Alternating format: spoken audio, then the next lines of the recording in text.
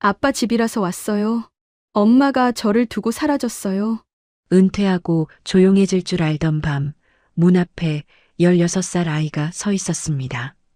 남편의 자식이라며 엄마가 자길 두고 사라져 갈 데가 없다고 했어요. 그런데 남편은 놀라기보다 얼굴이 굳더군요. 며칠만 조용히 넘기자면서 저한테만 책임을 밀었고 통장엔 낯선 자동이체가 남아 있었습니다. 돈만 보냈다는 말로 내 집까지 흔들리게 만든 거였어요.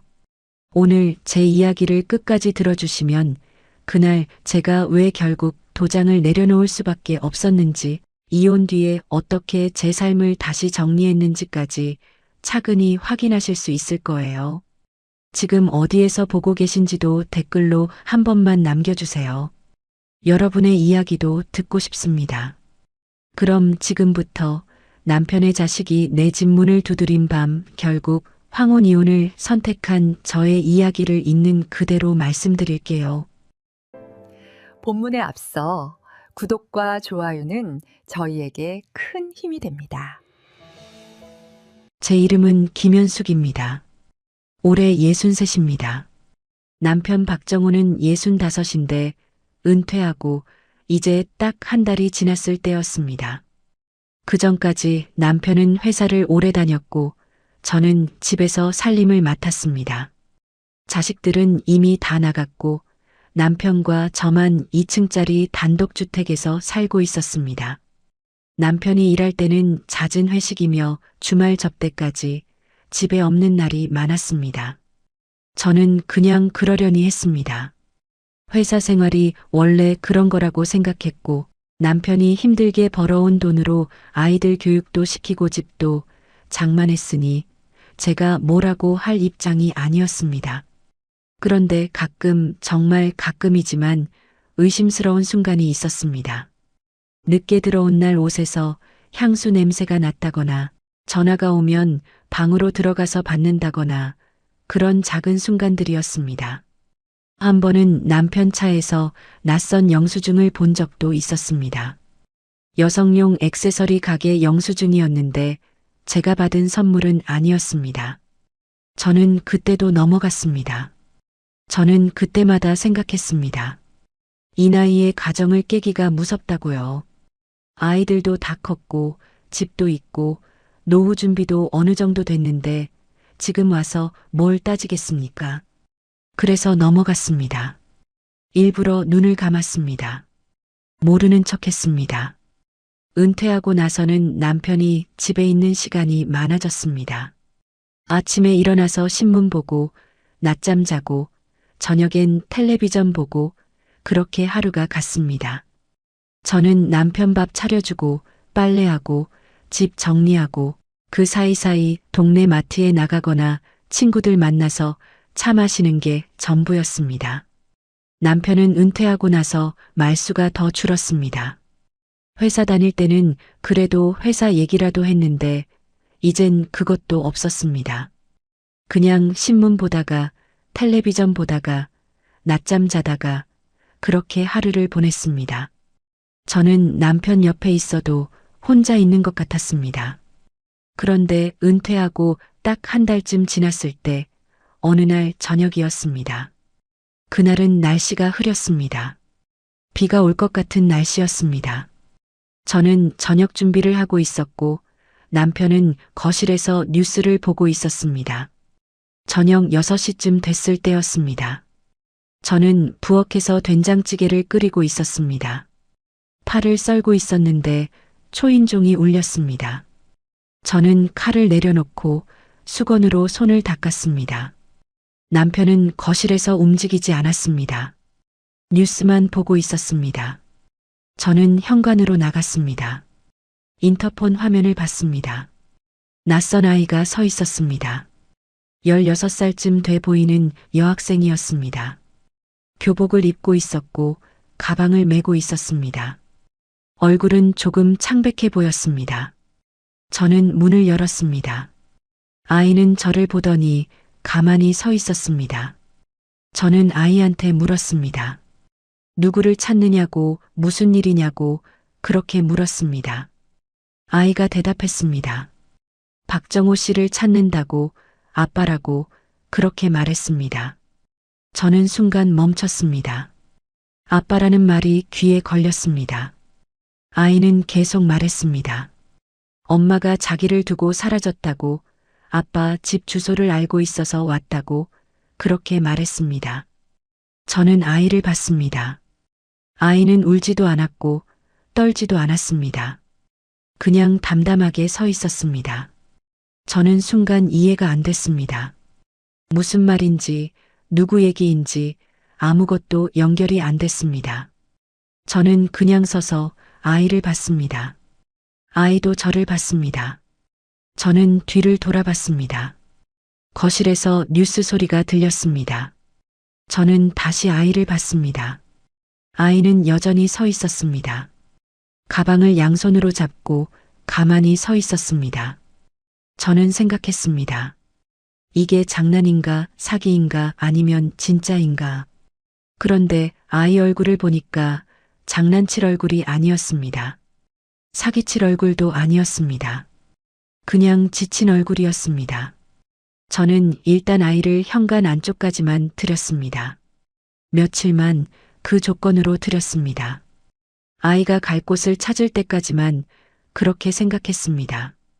저는 남편한테 물어봐야겠다고 생각했습니다. 저는 거실로 가서 남편을 불렀습니다. 남편은 텔레비전에서 눈을 떼지 않았습니다. 저는 다시 불렀습니다. 손님이 왔다고, 현관에 누가 왔다고 그렇게 말했습니다. 남편이 일어났습니다. 귀찮다는 표정이었습니다. 현관으로 나왔습니다. 그리고 아이를 봤습니다. 남편 얼굴이 굳었습니다. 순간적으로 굳었습니다. 저는 그 표정을 봤습니다.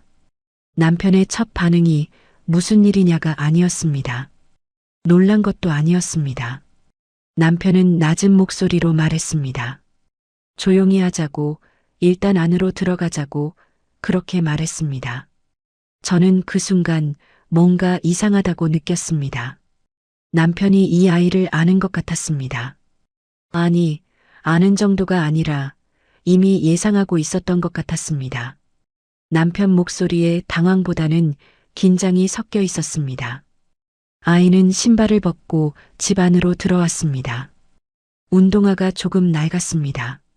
저는 아이를 거실로 데려갔습니다. 남편은 잠깐 화장실에 간다고 했습니다. 저는 남편 뒷모습을 봤습니다. 남편 어깨가 조금 처져 있었습니다. 저는 아이를 소파에 앉혔습니다. 아이한테 물을 한 컵 줬습니다. 아이는 물을 마셨습니다. 천천히 마셨습니다. 저는 아이를 봤습니다. 아이는 주위를 둘러봤습니다. 거실 가구를, 벽에 걸린 사진들을 그렇게 둘러봤습니다. 남편이 화장실에서 나왔습니다. 얼굴을 씻은 것 같았습니다. 머리카락이 조금 젖어 있었습니다. 남편은 저를 방으로 불렀습니다. 저는 아이한테 잠깐만 있으라고 말하고 남편을 따라 안방으로 들어갔습니다. 남편은 문을 닫았습니다. 그리고 낮은 목소리로 말하기 시작했습니다. 저 아이가 자기 아이라고, 옛날에 있었던 일인데, 끝난 일이라고, 그런데 아이 엄마가 연락이 안 된다고, 그래서 아이가 찾아온 것 같다고 그렇게 설명했습니다. 저는 아무 말도 못했습니다. 머릿속이 하얘졌습니다. 남편 목소리가 들리긴 했는데 무슨 말인지 정확히 이해가 안 됐습니다. 귀에서 웅웅 소리가 났습니다. 저는 그냥 서서 남편을 봤습니다. 남편은 제 눈을 제대로 마주치지 못했습니다. 남편이 계속 말했습니다. 오래전 일이라고, 15년쯤 전이라고, 이미 정리된 일이라고, 아이 엄마한테 돈도 줬고 다 끝났는데 갑자기 아이가 나타난 거라고 그렇게 말했습니다. 남편 목소리가 조금씩 빨라졌습니다. 변명하는 것 같았습니다. 남편이 덧붙였습니다. 며칠만 재워주면 될 것 같다고, 아이 엄마가 다시 나타날 거라고 그렇게 말했습니다. 저는 남편을 봤습니다. 남편은 저를 보지 않고 창문을 봤습니다. 저는 물었습니다. 며칠이 얼마나 되는 거냐고, 정확히 언제까지냐고 그렇게 물었습니다. 목소리가 떨렸습니다. 남편은 대답을 못했습니다. 그냥 며칠이라고만 했습니다. 길어야 일주일이라고 그렇게 말했습니다.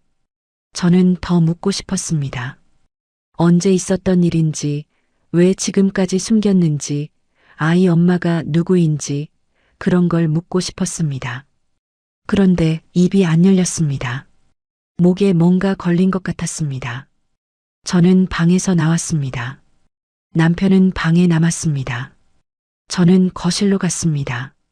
아이는 소파에 앉아 있었습니다. 가방을 무릎에 올려놓고 가만히 앉아 있었습니다. 저는 아이한테 물었습니다. 엄마가 언제 연락이 끊겼냐고, 어디로 가야 할지 아냐고 그렇게 물었습니다. 아이가 대답했습니다.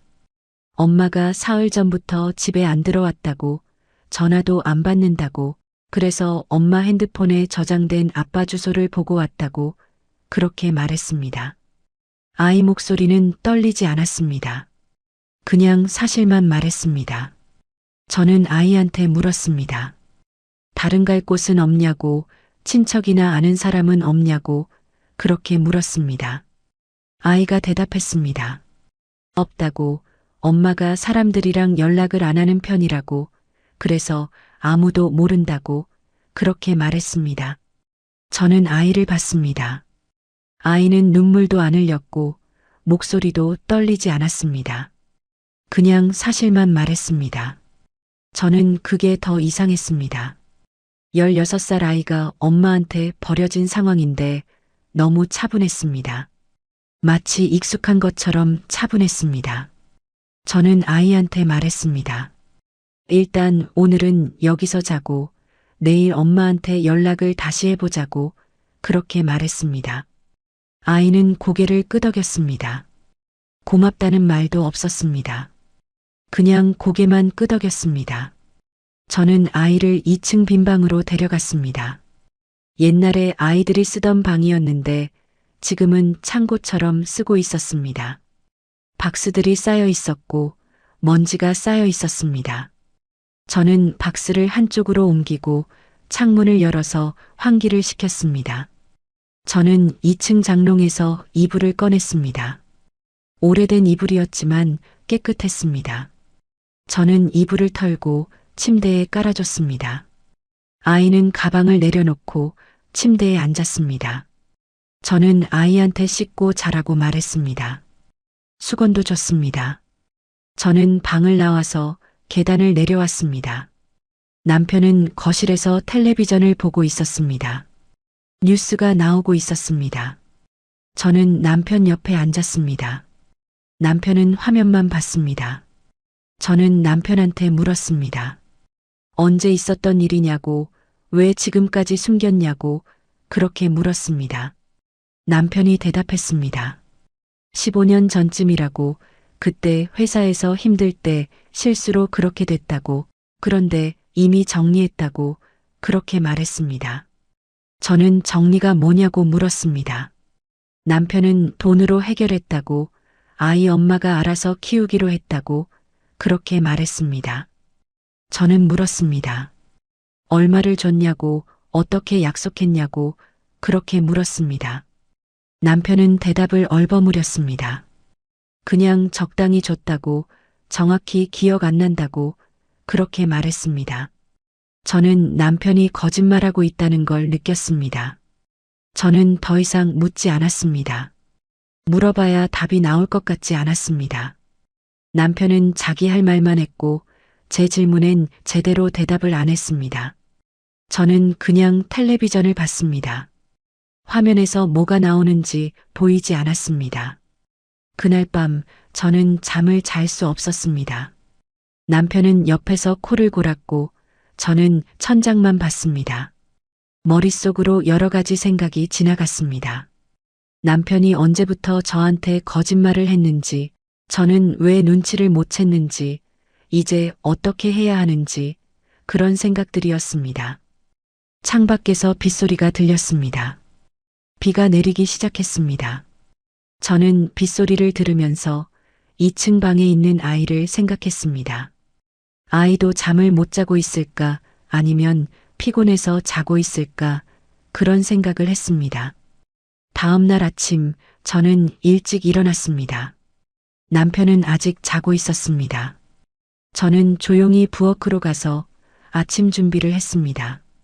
밥을 짓고 국을 끓이고 반찬을 내놨습니다. 평소처럼 했습니다. 그런데 손이 떨렸습니다. 아이가 내려왔습니다. 7시쯤 됐을 때였습니다. 아이는 씻은 것 같았습니다. 머리가 젖어 있었습니다. 저는 아이한테 밥상을 차려줬습니다. 아이는 말없이 밥을 먹었습니다. 저는 아이 맞은편에 앉아서 커피를 마셨습니다. 아이가 밥을 다 먹었을 때 저는 물었습니다.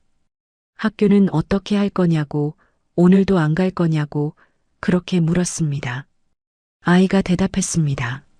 며칠 쉬어도 될 것 같다고, 선생님한테 연락했다고 그렇게 말했습니다. 저는 고개를 끄덕였습니다. 그리고 아이한테 말했습니다. 엄마한테 다시 전화를 해보라고, 혹시 연락이 될지 모른다고 그렇게 말했습니다. 아이는 핸드폰을 꺼냈습니다. 전화를 걸었습니다.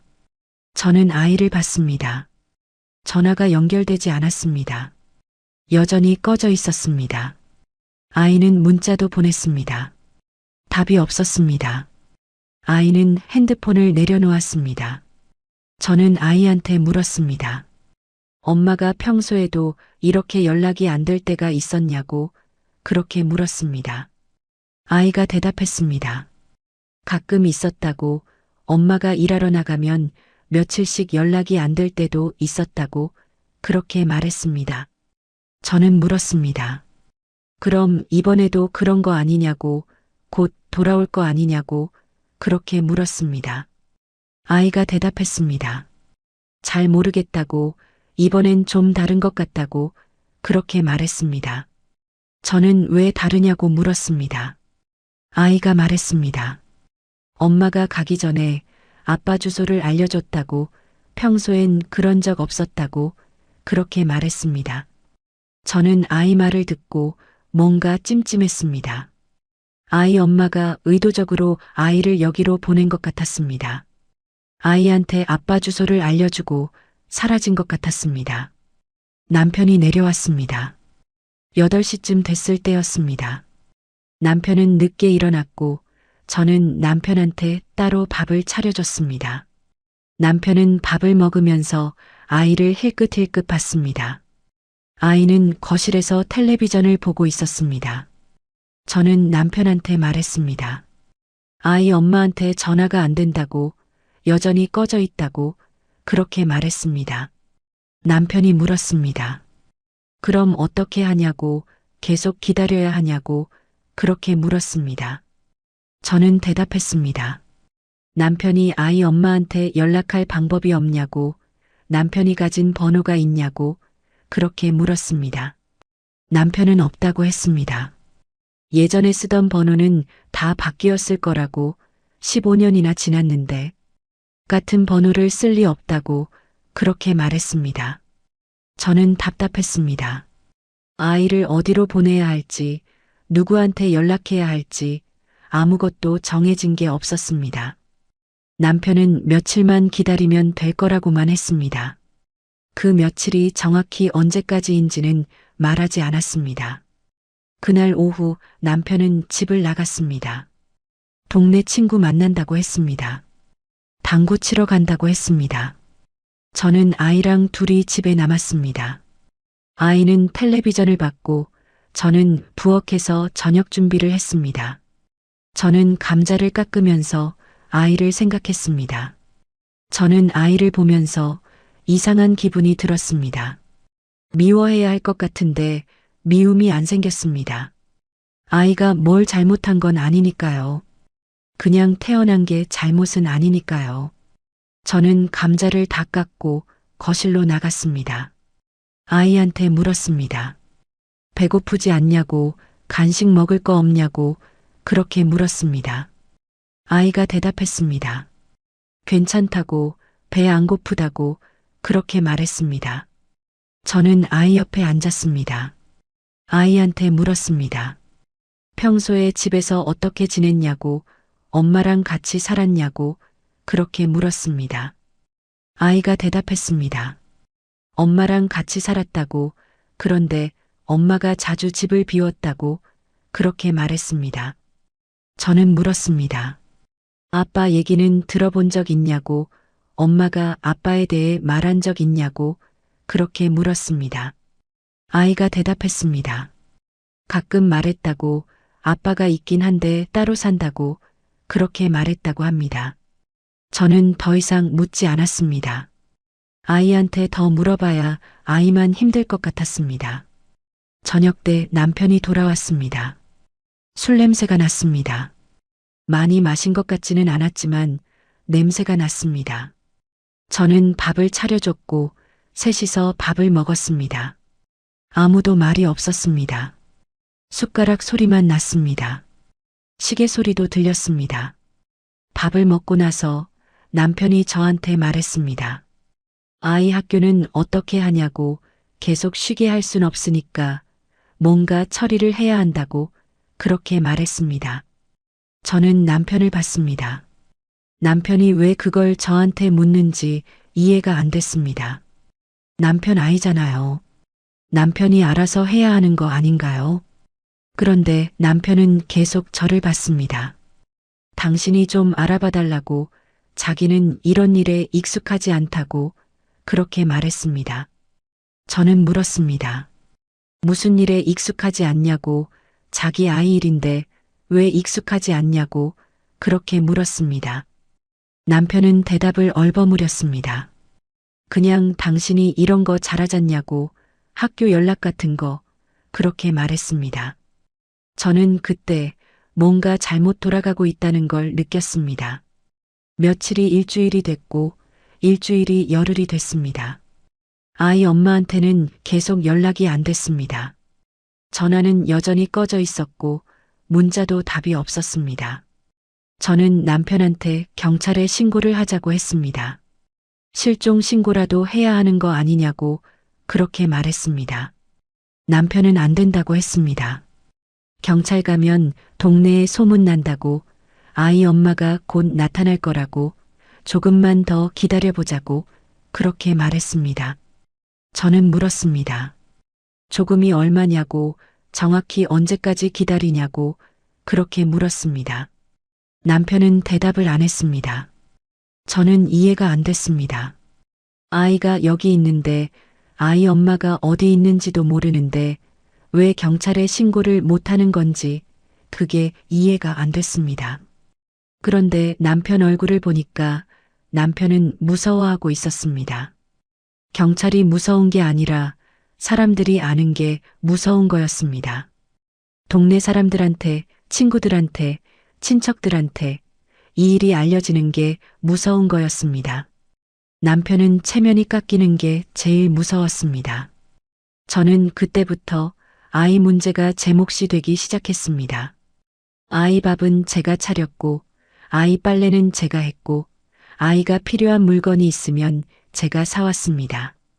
남편은 아침에 일어나서 신문 보고, 낮에는 나가고, 저녁에 돌아와서 밥 먹고, 그게 전부였습니다. 아이한테 말 한마디 안 했습니다. 아이는 학교에 가지 않았습니다. 저는 아이 학교에 전화를 해야 했습니다. 담임 선생님한테 사정을 설명하려고 했는데 뭐라고 설명해야 할지 말이 안 나왔습니다. 저는 그냥 아이가 몸이 안 좋아서 며칠 쉰다고만 말했습니다. 목소리가 떨렸습니다. 선생님이 물었습니다. 보호자가 누구냐고, 엄마냐고 그렇게 물었습니다. 저는 대답을 못했습니다. 저는 아이 엄마가 아니니까요. 그냥 아이 아빠 집에서 잠시 지내는 사람일 뿐이니까요. 저는 선생님한테 사정이 복잡하다고만 말하고 끊었습니다. 선생님은 나중에 다시 전화하겠다고 했습니다. 그날 저녁 남편이 집에 돌아왔을 때 저는 남편한테 말했습니다. 아이를 계속 이렇게 둘 순 없다고, 제대로 된 보호시설이나 상담센터를 알아봐야 한다고 그렇게 말했습니다. 남편이 대답했습니다. 그런데 가면 기록이 남는다고, 나중에 다 알려진다고, 그냥 집에서 조용히 있게 하면 된다고 그렇게 말했습니다. 저는 화가 났습니다. 조용히 있게 하는 게 뭐냐고, 아이가 사람인데 어떻게 그냥 숨겨둘 수 있냐고 그렇게 말했습니다. 남편은 목소리를 낮췄습니다. 당신이 너무 예민하게 반응한다고, 그냥 며칠만 더 참으면 된다고, 아이 엄마가 나타나면 다 정리될 거라고 그렇게 말했습니다. 저는 남편을 봤습니다. 남편은 진짜로 아이 엄마가 나타날 거라고 믿는 것 같았습니다. 아니면 그렇게 믿고 싶어 하는 것 같았습니다. 저는 더 이상 말하지 않았습니다. 남편이랑 말해봐야 소용없다는 걸 알았습니다. 남편은 듣고 싶은 말만 듣고 보고 싶은 것만 봤습니다. 다음 날 저는 혼자 동네 주민센터에 갔습니다. 상담사한테 물어봤습니다. 미성년자 보호시설이 어디 있는지, 어떻게 연결하는지 그런 걸 물어봤습니다. 상담사는 친절했습니다. 여러 가지를 설명해 줬습니다. 상담사가 말했습니다. 신청서를 작성해야 하고, 보호자 확인이 필요하고, 몇 가지 서류가 필요하다고 그렇게 설명해 줬습니다. 저는 서류를 받아왔습니다. 여러 장이었습니다. 집에 돌아와서 저는 서류를 봤습니다. 보호자란에 이름을 쓰는 칸이 있었습니다. 저는 남편 이름을 쓰려고 했습니다. 펜을 들었습니다. 그런데 손이 안 움직였습니다. 저는 생각했습니다. 남편 이름을 쓰면 남편이 이 일에 책임을 지게 됩니다. 공식적으로 기록으로 남게 됩니다. 남편은 그게 싫을 겁니다. 절대 서명 안 할 겁니다. 그렇다고 제 이름을 쓸 수도 없었습니다. 저는 아이 보호자가 아니니까요. 저는 서류를 내려놓았습니다. 그리고 창밖을 봤습니다. 날씨가 흐렸습니다. 비가 올 것 같았습니다. 그날 저녁 저는 남편한테 서류를 보여줬습니다. 남편은 서류를 보더니 얼굴이 굳었습니다. 그리고 저한테 물었습니다. 왜 이런 걸 가져왔냐고, 누가 이런 거 하라고 했냐고 그렇게 물었습니다. 저는 대답했습니다. 아이를 제대로 보호하려면 이런 절차가 필요하다고, 주민센터에서 받아온 거라고 그렇게 말했습니다. 남편이 말했습니다. 이거 작성하면 다 기록에 남는다고, 동네 사람들이 다 알게 된다고, 그래서 안 된다고 그렇게 말했습니다. 저는 물었습니다. 그럼 어떻게 하냐고, 아이를 계속 이렇게 숨겨둘 거냐고 그렇게 물었습니다. 남편은 대답을 안 했습니다. 그냥 서류를 밀어냈습니다. 저는 서류를 다시 집어들었습니다. 이틀쯤 지나서 남편이 저한테 종이 한 장을 내밀었습니다. 학교에서 보낸 서류였습니다. 아이가 장기 결석 중이니까 보호자 확인과 동의가 필요하다는 내용이었습니다. 저는 서류를 봤습니다. 보호자 연락처를 쓰는 칸이 있었습니다. 그리고 그 칸에 남편 필기체로 제 이름과 제 전화번호가 이미 적혀 있었습니다. 저는 그 글씨를 봤습니다. 분명히 남편 필기체였습니다. 저는 남편을 봤습니다. 남편은 제 눈을 안 마주쳤습니다. 그냥 말했습니다. 일단 이렇게 처리하면 학교 쪽은 조용해질 거라고, 당신 번호로 해놓으면 나중에 연락도 당신한테 가니까 편하다고 그렇게 말했습니다. 저는 물었습니다. 왜 제 번호냐고, 왜 남편 번호가 아니냐고 그렇게 물었습니다. 목소리가 떨렸습니다. 화가 났습니다. 남편이 대답했습니다. 자기 번호로 하면 나중에 문제가 될 수 있다고, 당신은 그냥 임시 보호자 역할만 하면 되니까 괜찮다고 그렇게 말했습니다. 임시 보호자라는 말이 귀에 걸렸습니다. 저는 순간 제가 뭘 하고 있는지 이해가 됐습니다. 남편은 아이를 돕는 게 아니었습니다. 남편은 자기 과거를 정리하고 있었습니다.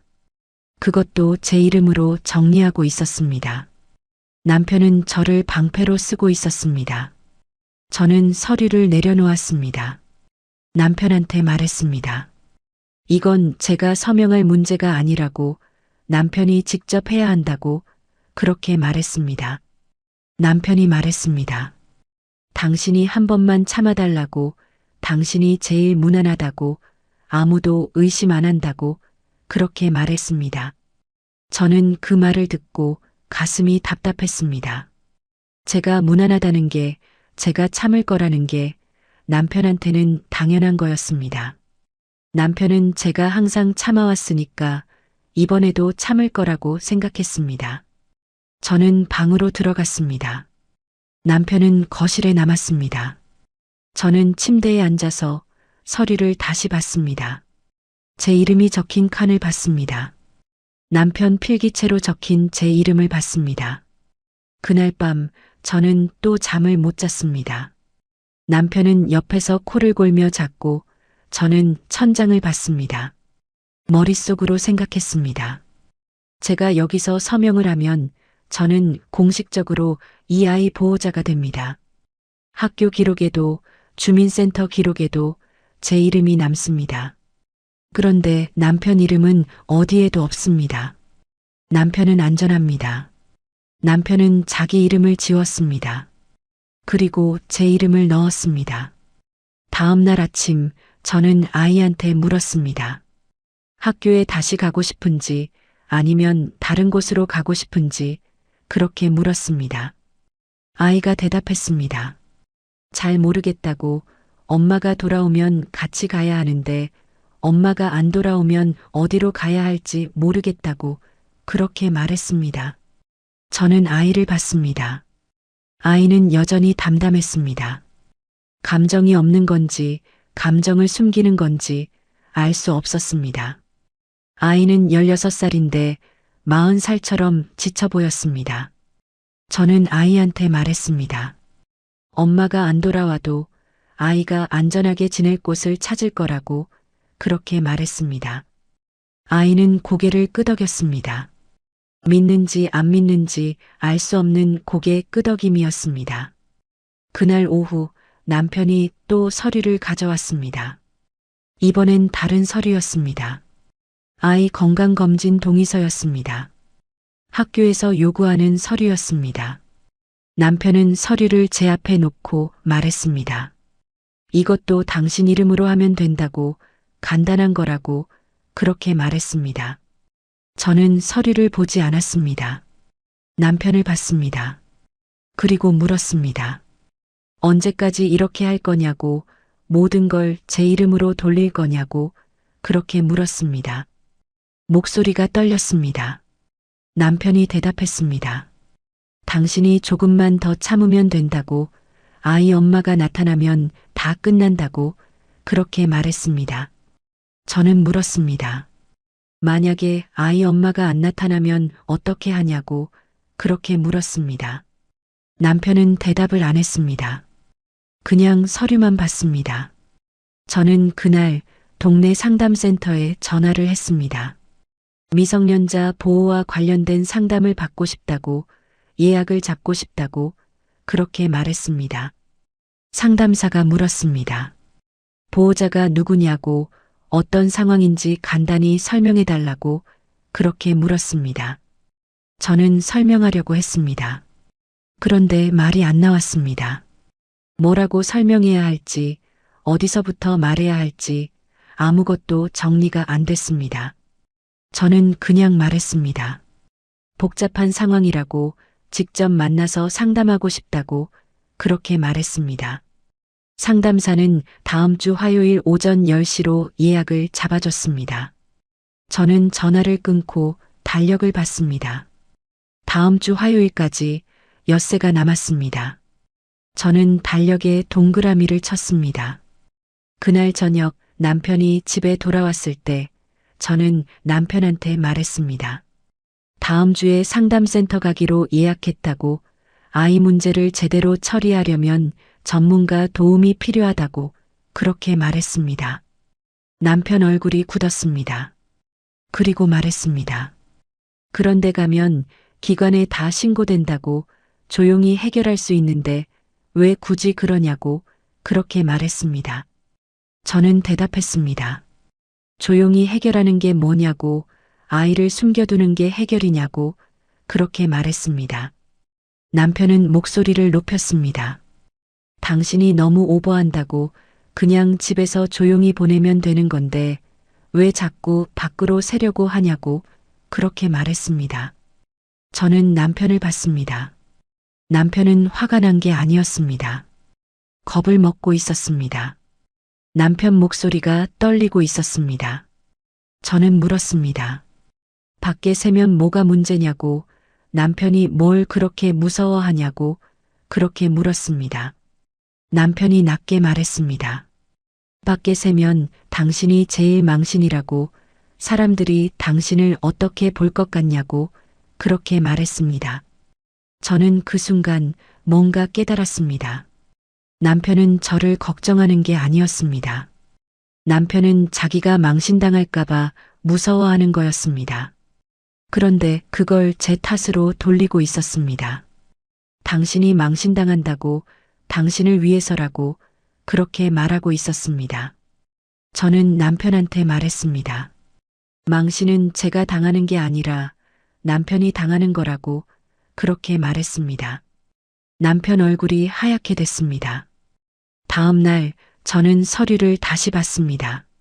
남편이 제 이름을 적어 놓은 그 서류를 다시 봤습니다. 보호자 연락처 칸에 제 이름과 전화번호가 적혀 있었습니다. 그 아래에 관계를 쓰는 칸이 있었습니다. 남편은 그 칸을 비워뒀습니다. 저는 그 빈칸을 보면서 생각했습니다. 여기에 뭐라고 써야 하는 걸까요? 아빠 아내, 임시보호자, 아니면 그냥 빈칸으로 둘까요? 저는 남편한테 물었습니다. 관계 칸은 왜 안 채웠냐고, 여기에 뭐라고 쓰라는 거냐고 그렇게 물었습니다. 남편이 대답했습니다. 그냥 보호자라고만 쓰면 된다고, 구체적으로 안 써도 된다고 그렇게 말했습니다. 저는 이해가 됐습니다. 남편은 제가 정확히 누구인지 밝히고 싶지 않았습니다. 그냥 이름 없는 보호자로, 책임만 지는 사람으로 남기고 싶었습니다. 관계를 명확히 하면 남편이 드러나니까요. 남편은 그게 싫었습니다. 저는 서류를 내려놓고 남편한테 말했습니다. 이건 제가 서명할 수 없다고, 남편이 직접 해야 한다고 다시 한번 그렇게 말했습니다. 남편은 한숨을 쉬었습니다. 그리고 말했습니다. 당신이 왜 이렇게 어렵게 만드냐고, 그냥 이름 한 번 쓰는 건데 그렇게 큰일도 아닌데 왜 자꾸 거부하냐고 그렇게 말했습니다. 저는 대답했습니다. 이름 한 번 쓰는 게 아니라고, 이건 책임을 지는 거라고, 제가 이 아이 보호자로 기록에 남는 거라고 그렇게 말했습니다. 남편이 말했습니다. 그래도 당신이 제일 무난하다고, 당신 이름으로 하면 문제없이 넘어간다고 그렇게 말했습니다. 저는 그 말을 듣고 화가 났습니다. 제가 무난하다는 게, 제가 가만히 있을 거라는 게 남편한테는 확실한 거였습니다. 남편은 제가 평생 그렇게 살아왔으니까 이번에도 그럴 거라고 생각했습니다. 저는 남편한테 물었습니다. 남편은 왜 자기 이름을 안 쓰냐고, 남편 아이인데 왜 남편이 책임을 안 지냐고 그렇게 물었습니다. 남편이 대답했습니다. 자기 이름이 들어가면 나중에 문제가 된다고, 회사 사람들한테 알려질 수 있다고, 그래서 안 된다고 그렇게 말했습니다. 저는 물었습니다. 회사는 이미 그만뒀는데 뭐가 문제냐고 그렇게 물었습니다. 남편이 말했습니다. 회사 사람들이랑 아직 연락하고 지낸다고, 동호회도 있고 모임도 있다고, 거기서 이런 얘기 나가면 끝이라고 그렇게 말했습니다. 남편은 진짜로 무서워하고 있었습니다. 저는 남편을 봤습니다. 남편은 체면을 지키고 싶었습니다. 사람들 앞에서 괜찮은 사람으로 남고 싶었습니다. 그래서 저를 앞에 세웠습니다. 저한테 책임을 넘겼습니다. 저는 더 이상 말하지 않았습니다. 말해봐야 소용없을 것 같았습니다. 그날 오후 저는 아이한테 물었습니다. 엄마가 예전에 어떻게 지냈는지, 아이한테 뭐라고 말했는지 그런 걸 물어봤습니다. 아이가 대답했습니다. 엄마는 자주 집을 비웠다고, 일한다고 나가는데 언제 돌아올지 모를 때가 많았다고 그렇게 말했습니다. 저는 물었습니다. 엄마가 일은 뭘 했냐고, 어디서 일했냐고 그렇게 물었습니다. 아이가 대답했습니다. 잘 모르겠다고, 엄마가 자세히 말해주지 않았다고, 그냥 일하러 간다고만 했다고 그렇게 말했습니다. 저는 또 물었습니다. 엄마가 아빠 얘기를 한 적 있냐고, 뭐라고 말했냐고 그렇게 물었습니다. 아이가 대답했습니다. 엄마가 가끔 말했다고, 아빠한테서 돈을 받았으니까 아빠한테 가면 된다고 그렇게 말했다고 합니다. 저는 그 말을 듣고 아이 엄마가 어떤 생각을 했는지 알 것 같았습니다. 아이 엄마는 아이를 남편한테 떠넘기려고 했습니다. 돈을 받았으니 당연히 아빠가 책임져야 한다고 생각했습니다. 저는 물었습니다. 아빠한테 온 게 처음이냐고 그렇게 물었습니다. 아이가 대답했습니다. 처음이라고, 엄마가 주소는 알려줬는데 가본 적은 없다고 그렇게 말했습니다. 저는 물었습니다. 주소를 언제 알려줬냐고 그렇게 물었습니다. 아이가 대답했습니다. 사라지기 며칠 전에 알려줬다고, 갑자기 종이에 써서 줬다고 그렇게 말했습니다. 저는 아이 말을 듣고 확신했습니다. 아이 엄마는 계획적으로 사라진 겁니다. 아이한테 주소를 알려주고 아빠한테 가라고 하고 사라진 겁니다. 저는 아이를 보면서 복잡한 기분이 들었습니다. 아이는 16살인데 엄마한테도 아빠한테도 제대로 된 보호를 못 받았습니다. 그냥 둘 사이에서 혼자 컸습니다. 아이는 사랑받지 못했습니다. 저는 아이한테 물었습니다.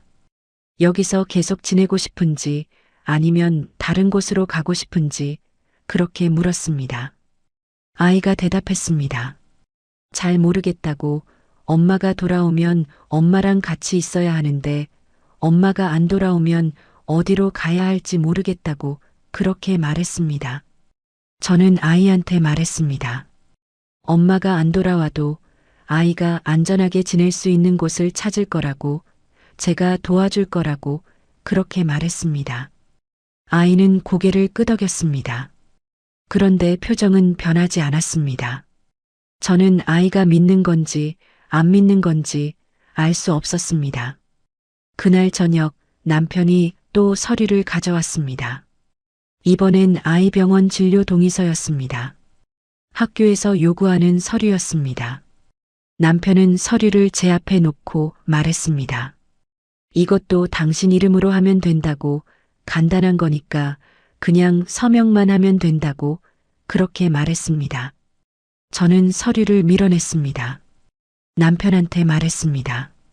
이제 더 이상 제 이름으로 안 한다고, 남편이 직접 하라고 그렇게 말했습니다. 남편이 말했습니다. 당신이 왜 이렇게 고집을 부리냐고, 그냥 한 번만 더 해주면 되는데 그렇게 어려운 일이냐고 그렇게 말했습니다. 저는 대답했습니다.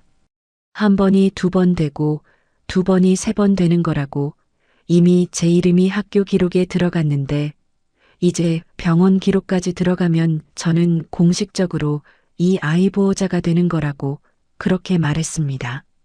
남편이 말했습니다. 그게 뭐가 문제냐고, 일시적인 거잖냐고, 아이 엄마 나타나면 다 정리되는 거잖냐고 그렇게 말했습니다. 저는 물었습니다. 만약에 아이 엄마가 안 나타나면 어떻게 하냐고, 그러면 제가 평생 이 아이 보호자로 남는 거냐고 그렇게 물었습니다. 남편은 대답을 안 했습니다. 그냥 서류만 봤습니다. 저는 그날 혼자 생각을 정리했습니다. 남편은 아이를 돕는 게 아니었습니다. 남편은 자기 과거를 정리하고 있었습니다. 그것도 제 이름으로 정리하고 있었습니다. 남편은 보호자가 되고 싶지 않았습니다. 기록에 남고 싶지 않았습니다. 사람들이 아는 게 무서웠습니다. 그래서 저를 앞에 세웠습니다. 저는 남편한테 이용당하고 있었습니다. 35년을 같이 살았는데 남편은 저를 방패로 쓰고 있었습니다. 다음 날 저는 주민센터에 다시 갔습니다. 상담사한테 물어봤습니다. 만약에 보호자가 거짓으로 등록되면 어떻게 되냐고, 법적으로 문제가 되냐고 그렇게 물어봤습니다. 상담사가 설명해 줬습니다. 보호자는 법적 책임이 있다고, 아이한테 무슨 일이 생기면 보호자가 책임을 진다고 그렇게 설명해 줬습니다. 그리고 만약에 거짓 정보로 등록하면 나중에 문제가 될 수 있다고, 법적으로 처벌받을 수도 있다고 그렇게 덧붙였습니다. 저는 상담사한테 감사하다고 말하고 주민센터를 나왔습니다. 집에 돌아오는 길에 저는 생각했습니다. 제가 이 서류에 서명을 하면 저는 법적으로 이 아이 보호자가 됩니다. 아이한테 무슨 일이 생기면 제가 책임을 집니다. 남편은 아무 책임이 없습니다. 그런데 남편은 아이 친아버지입니다. 남편이 책임을 져야 합니다. 저는 집에 도착해서 남편한테 말했습니다. 보호자 서류는 남편이 직접 작성하라고, 제 이름은 더 이상 쓰지 말라고 그렇게 말했습니다. 남편이 말했습니다. 당신이 한 번만 참아달라고, 당신이 제일 무난하다고 그렇게 말했습니다. 저는 남편을 봤습니다. 그리고 말했습니다. 제가 무난한 게 아니라 남편이 비겁한 거라고 그렇게 말했습니다. 남편 얼굴이 굳었습니다. 남편은 더 이상 말하지 않았습니다. 그날 밤 저는 또 잠을 못 잤습니다. 남편이 옆에서 코를 골았고 저는 생각했습니다. 제가 지금 뭘 하고 있는지, 어디까지 참아야 하는지 그런 생각을 했습니다. 창밖에서 바람 소리가 들렸습니다. 저는 바람 소리를 들으면서 결정을 내렸습니다. 더 이상 남편한테 끌려다니지 않겠다고, 제 기준으로 살겠다고 그렇게 결정했습니다. 상담센터 예약일이 다가왔습니다. 저는 화요일 오전 10시에 센터로 갔습니다. 남편한테는 친구 만난다고 말하고 나왔습니다. 아이는 집에 두고 왔습니다. 혼자 가는 게 나을 것 같았습니다. 상담사는 중년 여성이었습니다. 부드러운 인상이었습니다. 저를 보더니 편하게 앉으라고 했습니다. 저는 의자에 앉았습니다. 손이 떨렸습니다. 상담사가 물었습니다. 어떤 상황인지 설명해 달라고, 천천히 말해도 된다고 그렇게 말했습니다. 저는 처음부터 설명했습니다. 남편한테 16살 아이가 찾아왔다는 것, 아이 엄마가 사라졌다는 것, 남편이 아이를 제대로 보호하지 않는다는 것, 그런 걸 설명했습니다. 말을 하면서 목이 메었습니다. 상담사가 물었습니다. 보호자가 누구냐고, 법적으로 누가 책임을 지고 있냐고 그렇게 물었습니다. 저는 대답했습니다.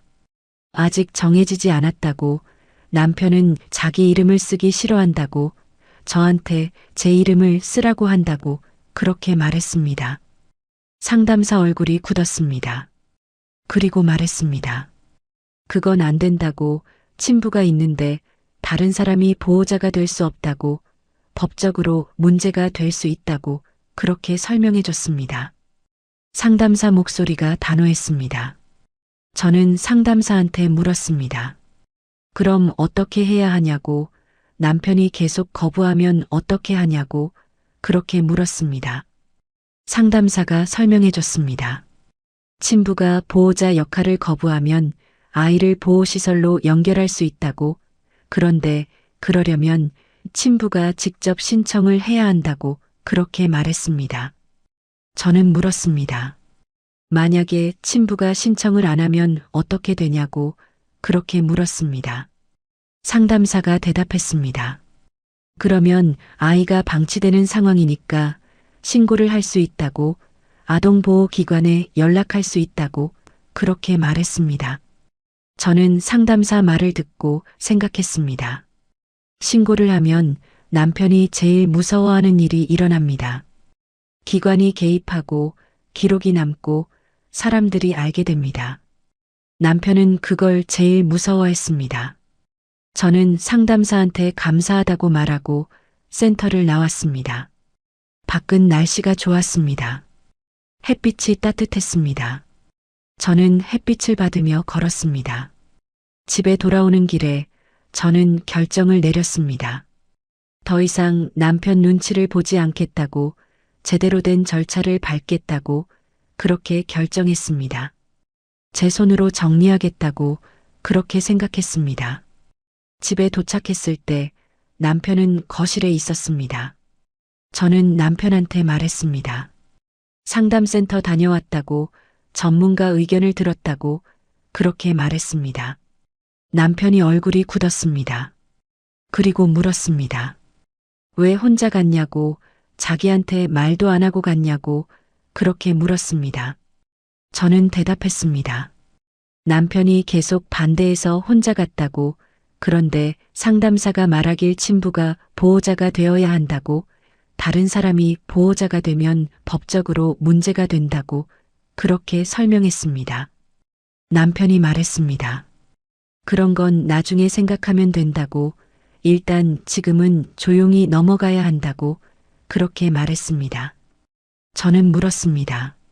언제까지 조용히 넘어갈 거냐고, 아이가 여기 온 지 벌써 한 달이 됐는데 아이 엄마는 연락도 없는데 언제까지 기다릴 거냐고 그렇게 물었습니다. 목소리가 떨렸습니다. 남편은 대답을 안 했습니다. 저는 남편한테 말했습니다. 다음 주까지 남편이 직접 보호자 서류를 작성하라고, 안 그러면 제가 신고하겠다고 그렇게 말했습니다. 남편 얼굴이 하얗게 됐습니다. 그리고 말했습니다. 당신이 미쳤냐고, 신고하면 다 끝이라고, 동네 사람들이 다 알게 된다고 그렇게 말했습니다. 저는 대답했습니다. 그게 뭐가 문제냐고, 남편이 책임을 지면 되는 거 아니냐고 그렇게 말했습니다. 남편이 말했습니다. 책임을 지는 게 문제가 아니라 소문이 나는 게 문제라고, 사람들이 뭐라고 할지 생각해 보라고 그렇게 말했습니다. 저는 남편을 봤습니다. 남편은 진짜로 사람들 눈이 무서웠습니다. 아이보다 저보다 사람들 눈이 더 무서웠습니다. 남편은 사람들 앞에서 괜찮은 사람으로 남고 싶었습니다. 저는 더 이상 말하지 않았습니다. 방으로 들어가서 문을 닫았습니다. 저는 침대에 앉아서 창밖을 봤습니다. 해가 지고 있었습니다. 그날 밤 저는 남편 서류를 뒤졌습니다. 남편이 잠든 사이 조용히 서재로 가서 서랍을 열었습니다. 저는 남편이 뭘 숨기고 있는지 확인하고 싶었습니다. 남편은 옛날 서류들을 잘 버리지 않는 사람이었습니다. 통장 사본, 카드 명세서, 계약서, 그런 것들이 다 남아 있었습니다. 저는 그 서류들을 하나씩 봤습니다. 날짜를 확인했습니다. 15년 전쯤 남편이 말했던 그 시기를 찾았습니다. 그리고 찾았습니다. 남편 통장에서 소액 이체 기록을 찾았습니다. 매달 50만 원씩 1년 동안 이체된 기록이었습니다. 받는 사람 이름은 모르는 이름이었습니다. 저는 그 기록을 봤습니다. 손이 떨렸습니다. 저는 그 기록을 봤습니다. 그리고 생각했습니다. 남편은 끝났다고 말했습니다. 정리했다고 말했습니다. 그런데 기록은 남아 있었습니다. 남편은 거짓말을 했습니다. 저는 더 찾아봤습니다. 문자 기록은 없었습니다. 남편이 핸드폰을 자주 바꿔서 오래된 문자는 남아있지 않았습니다. 그런데 이메일 기록이 있었습니다. 남편 컴퓨터를 켰습니다. 남편은 이메일을 거의 안 지우는 사람이었습니다. 저는 15년 전 메일함을 열었습니다. 그리고 찾았습니다. 아이 엄마한테 보낸 메일이었습니다. 내용은 간단했습니다. 돈을 보냈으니 확인하라는 내용, 연락하지 말라는 내용, 그런 내용이었습니다. 남편 이메일 주소로 보낸 메일이었습니다. 저는 메일을 읽으면서 남편이 어떻게 이 일을 처리했는지 알 수 있었습니다. 남편은 돈으로 정리했습니다. 그리고 연락을 끊었습니다. 아이 엄마한테도 아이한테도 아무 관심이 없었습니다. 남편은 그냥 돈으로 해결했습니다. 저는 컴퓨터를 끄고 서재를 나왔습니다. 남편은 여전히 자고 있었습니다. 코를 골고 있었습니다. 저는 남편을 봤습니다. 35년을 같이 살았는데 저는 남편을 모르고 있었습니다. 다음 날 아침 저는 남편한테 물었습니다. 15년 전에 돈을 보낸 기록이 있다고, 왜 끝났다고 거짓말을 했냐고 그렇게 물었습니다. 남편이 당황했습니다. 그리고 물었습니다. 어떻게 알았냐고, 왜 서류를 뒤졌냐고 그렇게 물었습니다. 저는 대답했습니다. 뒤진 게 아니라 확인한 거라고, 남편이 거짓말을 해서 확인한 거라고 그렇게 말했습니다.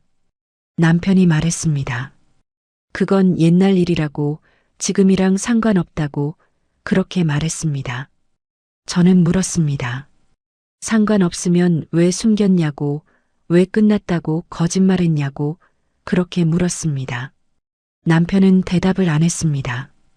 그냥 신문만 봤습니다. 저는 남편한테 말했습니다. 남편은 아이를 돕는 게 아니라 자기 과거를 숨기려고 하는 거라고, 그것도 제 이름으로 숨기려고 하는 거라고 그렇게 말했습니다. 남편이 말했습니다. 당신이 오해하고 있다고, 자기는 그냥 조용히 해결하려는 거라고 그렇게 말했습니다. 저는 대답했습니다. 조용히 해결하는 게 아니라 자기만 안전하게 빠지려는 거라고 그렇게 말했습니다. 남편은 더 이상 말하지 않았습니다. 그날 오후 남편이 나갔습니다. 저는 아이한테 물었습니다. 엄마가 예전에 남편한테 돈을 받았는지 아냐고, 그런 얘기 들어본 적 있냐고 그렇게 물었습니다. 아이가 대답했습니다. 잘 모르겠다고, 엄마가 그런 얘기는 안 했다고, 그런데 가끔 엄마가 말하길 아빠가 돈을 줬으니까 아빠한테 가면 된다고 그렇게 말했다고 합니다. 저는 아이를 봤습니다.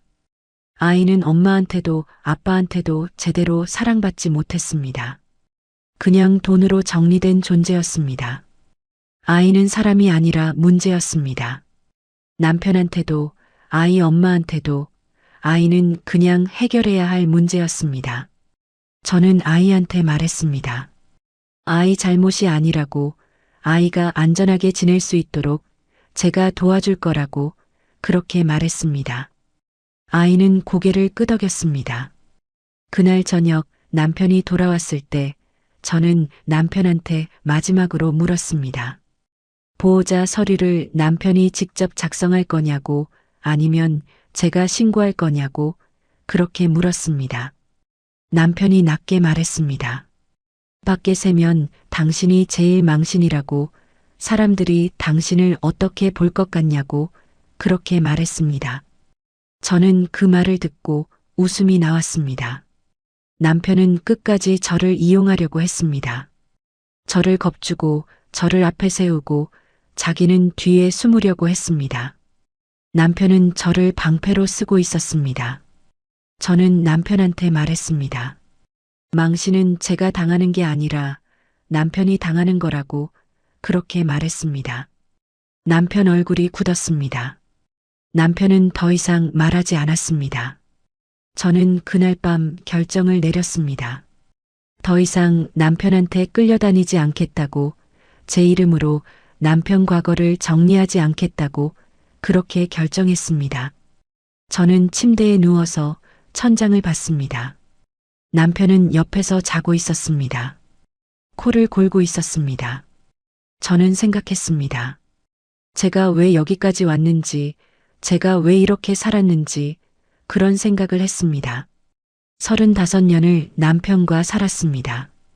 아이들을 키우고 집을 장만하고 남편을 뒷바라지했습니다. 그런데 남편은 저를 방패로 썼습니다. 다음 날 아침 저는 아이한테 말했습니다. 오늘 상담센터에 같이 가자고, 제대로 된 보호를 받을 수 있도록 도와줄 거라고 그렇게 말했습니다. 아이는 고개를 끄덕였습니다. 저는 남편한테 말했습니다. 오늘 아이랑 상담센터 간다고, 남편도 같이 가야 한다고 그렇게 말했습니다. 남편이 거부했습니다. 자기는 안 간다고, 당신이 알아서 하라고 그렇게 말했습니다. 저는 대답했습니다. 그럼 혼자 가겠다고, 그런데 상담사한테 모든 사실을 말하겠다고, 친부가 보호 거부하고 있다고, 다른 사람 이름으로 떠넘기려 한다고, 그렇게 말하겠다고, 그렇게 말했습니다. 남편 얼굴이 하얗게 됐습니다. 저는 아이를 데리고 집을 나왔습니다. 남편은 따라오지 않았습니다. 문 앞에서 남편이 저를 봤습니다. 저는 남편을 보지 않았습니다. 그냥 현관문을 닫았습니다. 상담센터에 도착해서 저는 상담사한테 모든 걸 설명했습니다. 아이 아빠가 보호를 거부하고 있다는 것, 다른 사람 이름으로 서류를 작성하려 한다는 것, 아이가 제대로 된 보호를 못 받고 있다는 것, 그런 걸 설명했습니다. 말을 하면서 울컥했습니다. 눈물이 났습니다. 상담사가 말했습니다. 이건 아동방임에 해당한다고, 신고를 할 수 있다고 그렇게 말했습니다. 상담사가 저한테 물었습니다. 신고를 원하냐고 그렇게 물었습니다. 저는 물었습니다. 신고를 하면 어떻게 되냐고 그렇게 물었습니다. 상담사가 설명했습니다. 아동보호기관이 개입한다고, 친부와 면담을 하고 아이 보호 방안을 결정한다고, 필요하면 보호시설로 연결할 수도 있다고 그렇게 설명했습니다. 저는 아이를 봤습니다. 아이한테 물었습니다. 괜찮겠냐고, 이렇게 진행해도 괜찮겠냐고 그렇게 물었습니다. 아이가 대답했습니다. 괜찮다고, 어차피 엄마도 안 돌아오고 아빠도 원하지 않는 것 같으니까 그냥 다른 곳으로 가는 게 나을 것 같다고 그렇게 말했습니다. 저는 아이 말을 듣고 가슴이 아팠습니다. 16살 아이가 이렇게 담담하게 말하다니, 얼마나 많이 포기했을까, 얼마나 많이 상처받았을까 그런 생각이 들었습니다. 저는 상담사한테 말했습니다. 신고하겠다고, 아이가 안전하게 보호받을 수 있도록 해달라고 그렇게 말했습니다. 상담사가 고개를 끄덕였습니다. 그리고 절차를 설명해 줬습니다. 서류를 작성했습니다. 저는 센터를 나와서 아이랑 함께 집으로 돌아왔습니다. 집에 들어갔을 때 남편은 거실에 앉아 있었습니다. 저를 보더니 얼굴이 굳었습니다. 저는 남편한테 말했습니다. 신고했다고, 아동보호기관에서 곧 연락 올 거라고 그렇게 말했습니다. 남편이 소리를 질렀습니다. 당신이 미쳤냐고, 이제 다 끝이라고, 동네 사람들이 다 알게 됐다고 그렇게 소리를 질렀습니다. 저는 처음으로 남편이 소리를 지르는 걸 봤습니다. 저는 대답했습니다. 끝난 게 아니라 시작이라고, 이제부터 제대로 된 절차를 밟는 거라고 그렇게 말했습니다. 남편이 말했습니다. 당신이 이러면 나만 망신당한다고, 사람들이 나를 어떻게 볼 거냐고 그렇게 말했습니다. 저는 남편을 봤습니다. 남편은 끝까지 자기 체면만 생각했습니다. 아이는 생각하지 않았습니다. 저도 생각하지 않았습니다. 남편은 자기 체면만 생각했습니다. 저는 남편한테 말했습니다. 망신은 남편이 자초한 거라고, 남편이 책임을 지지 않아서 생긴 일이라고 그렇게 말했습니다. 남편은 더 이상 말하지 않았습니다. 그냥 소파에 앉아서 고개를 숙였습니다. 며칠 후 아동보호기관에서 연락이 왔습니다. 담당자가 집으로 방문하겠다고 했습니다. 저는 날짜를 정했습니다. 담당자가 왔습니다. 남편과 저, 그리고 아이랑 면담을 했습니다. 담당자는 중년 남성이었습니다. 차분한 목소리였습니다. 담당자가 남편한테 물었습니다. 아이 친부가 맞냐고, 왜 보호자 역할을 하지 않았냐고, 그렇게 물었습니다. 남편은 제대로 대답하지 못했습니다. 그냥 사정이 복잡하다고, 일시적인 상황이라고, 그런 말만 반복했습니다. 담당자가 말했습니다. 친부가 보호를 거부하는 상황이니까 아이를 보호시설로 연결하겠다고, 그게 아이한테 제일 안전하다고 그렇게 말했습니다. 남편은 아무 말도 하지 않았습니다. 그냥 고개만 숙이고 있었습니다. 저는 담당자한테 물었습니다. 아이가 안전하게 지낼 수 있냐고, 필요한 게 있으면 제가 도와줄 수 있냐고 그렇게 물었습니다. 담당자가 대답했습니다. 아이가 안전하게 지낼 수 있도록 최선을 다하겠다고, 필요한 물건이 있으면 연락하겠다고 그렇게 말했습니다. 저는 고개를 끄덕였습니다. 일주일 후 아이가 집을 떠났습니다. 보호시설로 갔습니다. 저는 아이한테 필요한 물건들을 챙겨줬습니다. 옷, 수건, 학용품, 그런 것들을 챙겨줬습니다. 저는 아이한테 말했습니다. 아이 잘못이 아니라고, 아이가 건강하게 자라기를 바란다고 그렇게 말했습니다. 아이는 고개를 끄덕였습니다. 그리고 처음으로 작게 웃었습니다. 저는 그 웃음을 봤습니다. 가슴이 뭉클했습니다. 저는 아이가 떠나는 모습을 봤습니다. 아이는 가방을 메고 담당자와 함께 현관을 나갔습니다. 저는 문 앞에서 아이를 봤습니다. 아이가 돌아봤습니다. 손을 흔들었습니다.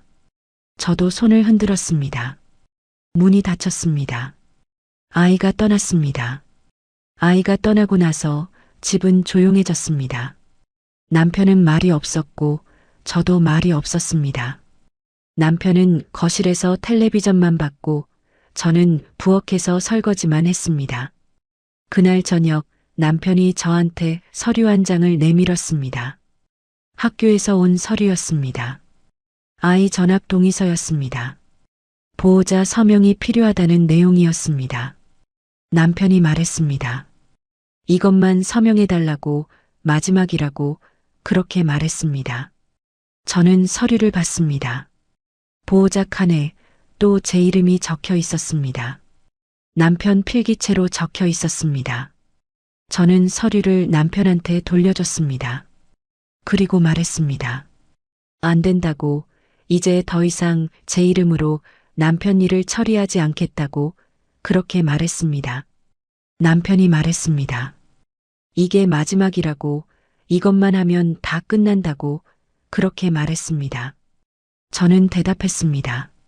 마지막도 없다고, 처음부터 제가 할 일이 아니었다고 그렇게 말했습니다.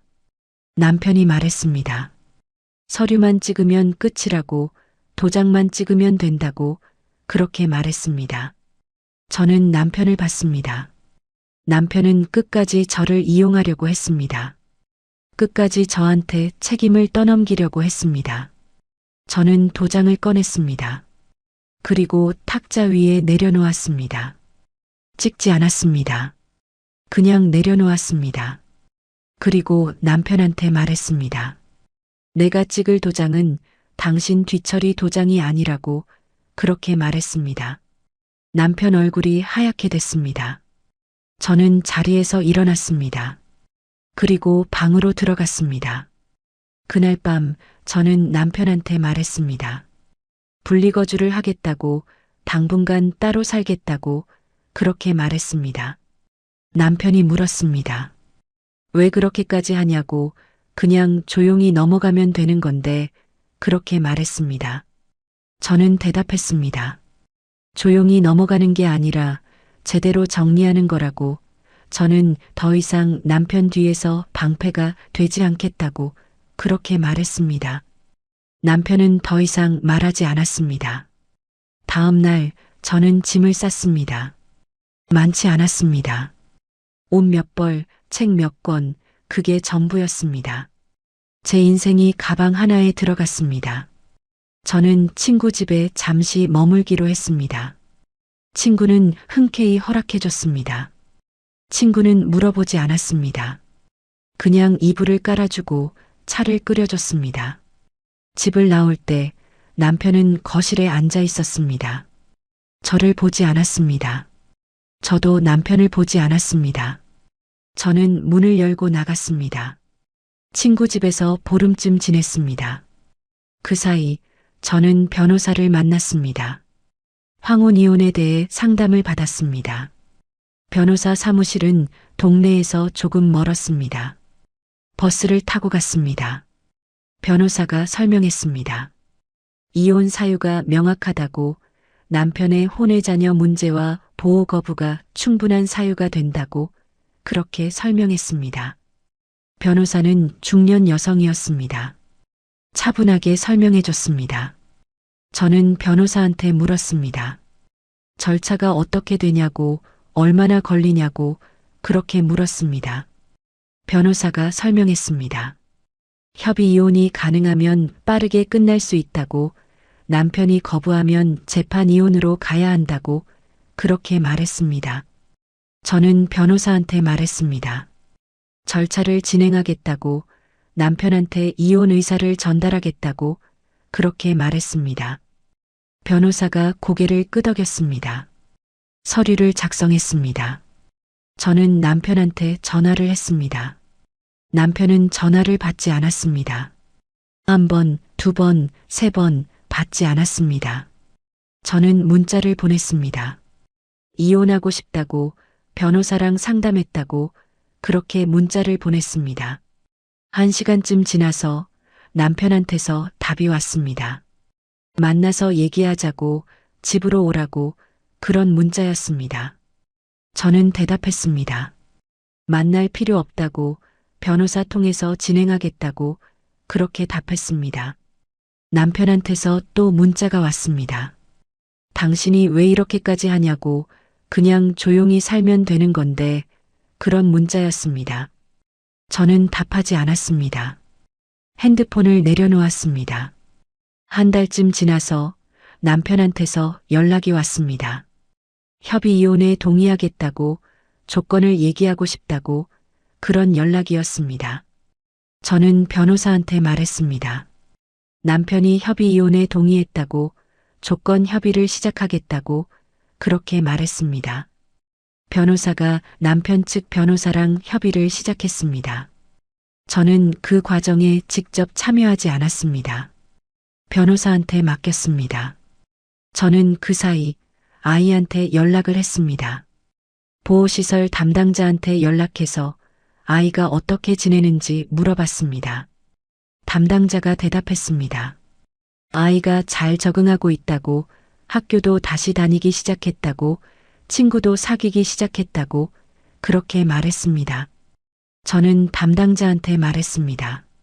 아이한테 필요한 게 있으면 연락 달라고, 제가 도와줄 수 있는 게 있으면 돕고 싶다고 그렇게 말했습니다.